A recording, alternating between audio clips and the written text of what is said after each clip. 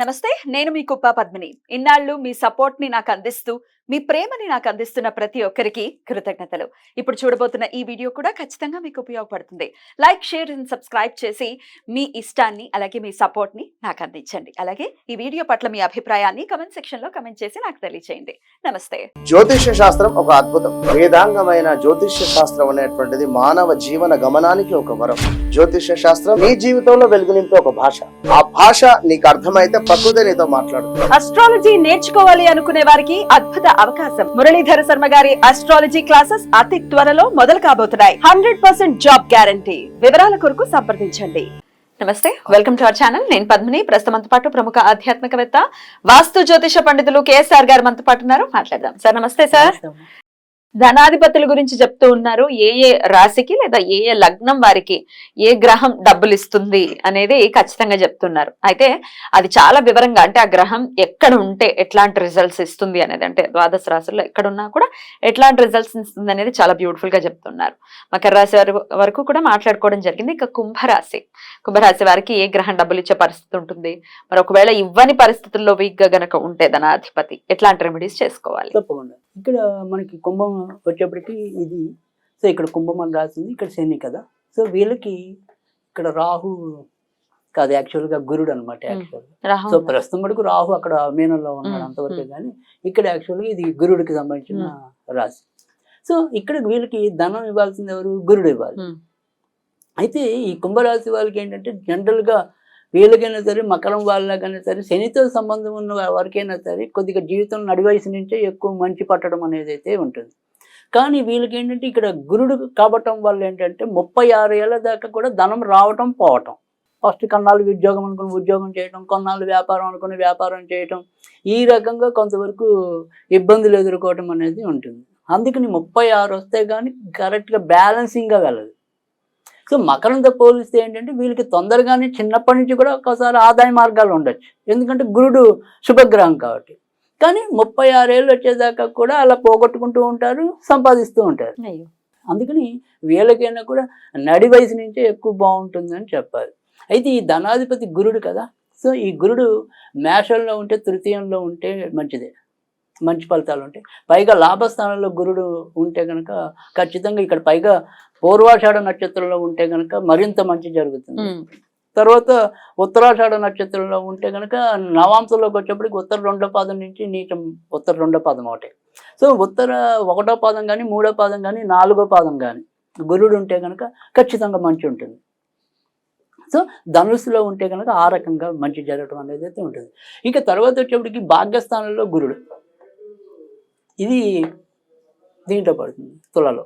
So తులలో పడితే గురుడు పరిస్థితి ఏంటి అంటే కనుక ఏదైనా సరే ఆడవాళ్ళ సంబంధంగా ఇబ్బందులు ఎదుర్కోవడానికి, తద్వారా కొంతవరకు నష్టపోవడానికి ఉంటుంది. కానీ సంపాదన అయితే బాగుంటుంది, సంపాదనకు వచ్చే ప్రమాదం అయితే లేదు. బట్ కానీ నష్టపోవటం అనేది ఉంది, అది స్త్రీ మూలకంగా. ఓకే. తర్వాత ఇక్కడికి వచ్చేప్పటికి ఇది రాజ్యస్థానం. సో రాజ్యస్థానం అనేది చాలా మంచి శాతం. ఇక్కడ ఎక్కువ శాతం ఏదైనా సరే గవర్నమెంట్ జాబులు చేయాలన్నా కూడా సాధ్యం అవుతుంది. తర్వాత ఏదైనా సరే కీలకమైన పదవుల ద్వారా డబ్బు సంపాదించాలన్నా కూడా సాధ్యమవుతుంది. కనుక ఇది కూడా మంచిదే. అంటే మేషంలో ఉంటే కనుక మంచి ఫలితాలు ఉంటాయి. తర్వాత వచ్చేప్పటికి మేషంలో ఉంటే గురుడికి మంచి ఫలితాలు, తృతీయం పర్వాలేదు, మంచి ఫలితం అనేది ఉంటుంది. అంటే ధనానికి ధన అభివృద్ధి స్థానం కాబట్టి ఖచ్చితంగా ధనం బాగుంటుంది. తర్వాత ఇక్కడ చతుర్థంలో గురుడు వృషభంలో. సో ఇక్కడ వృషభంలో ఏదైనప్పటికీ గురుడు ఉంటే కనుక ఇల్లులు అవి కొనుక్కుని వాళ్ళకి అవి ఏమంటాం దీర్ఘకాలికంగా అంత వెంటనే ప్రయోజనం కలిగించావు. అంటే మనం సపోజ్ ఈ భూముల మీద వాటి మీద ఇన్వెస్ట్ చేద్దాం అనుకున్నాం అనుకోండి, ఆ ఇన్వెస్ట్మెంట్ల యొక్క ఆదాయం అనేది వేగం ఉండదు, ఎప్పటికో మనం మర్చిపోయిన టైంలో వస్తుంది ఆ ప్రాఫిట్ అనేది.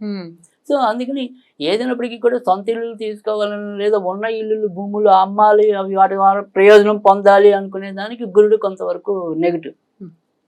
బట్ విడిగా సంపాదన మాత్రం సాఫీగానే వెళ్ళటం అనేది అయితే ఉంటుంది. సో పెట్టుబడులు పెట్టేందుకు ఇది అంత మంచి టైం, అది మంచి చోటు కాదు, ముఖ్యంగా భూముల మీద, ఇళ్ళ మీద. ఓకే. ఇక్కడికి వచ్చేవాడికి పంచమంలో గురుడు. సో ఈ పంచమంలో గురుడు అనేది ఇది మిశ్రమైన ఫలితాలు ఉంటాయి. అంటే డబ్బుకి మరీ ఎక్కువ సుఖము ఉండదు, నష్టము ఉండదు. సో తటస్థంగా వెళ్ళటం అనేది అయితే ఉంటుంది. ఇక్కడ 6 ఇళ్ళు మళ్ళీ మంచి తెలుసు గురుడు యొక్క గోచరస్థానం. పైగా అక్కడ మనకి ఏదైనా సరే అదృష్టవశాత్తు ఆయన పునర్వసు 4వ పాదంలో ఉంటే కనుక ఓక్ష పరమత్త. సో అందుకని ఇక్కడ ఉన్నప్పుడు 6 ఇళ్ళు ఎప్పుడు కూడా సంపాదన ద్వారా, అంటే సంపాదన అంటే ఐ మీన్ ఉద్యోగాల ద్వారా, ఎక్కడైనా సరే సర్వీస్ చేసి సంపాదించడం అనేది ఎక్కువ జరుగుతుంది వ్యాపారం కన్నా కూడా.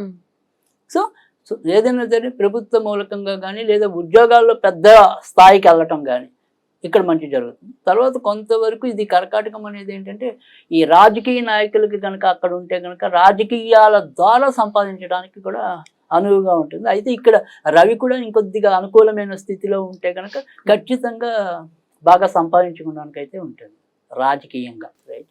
తర్వాత ఇది మటుకు మంచి ప్లేస్ కాదు. సింహరాశి అండి, అది సింహరాశిలో ఉంటే కనుక మనకి చాలా మంచిది. 7 ఏళ్ళు భార్య ద్వారా కొంతవరకు కలిసి రావడానికి లేదా భార్య ఇచ్చిన సలహాలు పాటించి మనం అభివృద్ధి చెందడానికి. ఏదైనప్పటికీ కూడా ఇక్కడ భార్యతో కొంతవరకు ముడిపడి ఉండటం అనేది అయితే ఉంటుంది. లేదా ఇది 7 ఇళ్ళు అనేది వ్యాపార స్థావరం కాబట్టి వ్యాపారం చేసి డబ్బు గడించడానికి కూడా అవకాశం ఎక్కువ ఉంటుంది కనుక ఇది కూడా మంచిది. పైగా ఇక్కడ ఒక్కోసారి ఇక్కడ గురుడు ఉన్న వాళ్ళు ఒక్కోసారి డాక్టర్లు ఇవ్వటం కూడా. సో వైద్య రంగంలో రాణింపు కలగడానికి కూడా అవకాశం ఇక్కడ ఎక్కువ ఉంటుంది.